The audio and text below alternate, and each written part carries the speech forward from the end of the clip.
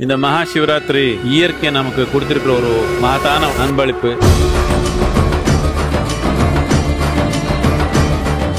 இந்த ஒரு புனித ராத்திரி நீங்க விழிப்புணர்வா இருந்தா இதனால் மகத்தான நன்மை நாம் சம்பாதிச்சுக்க முடியும்.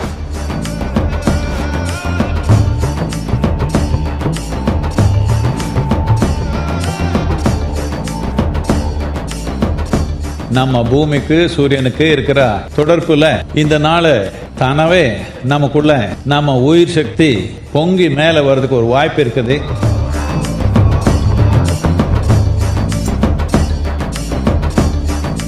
இந்த ஒரு நன்மை தமிழ் மக்களுக்கு எல்லாமே சேரணும்ன்றதே என்னுடைய ஆசை, என்னுடைய அருள்.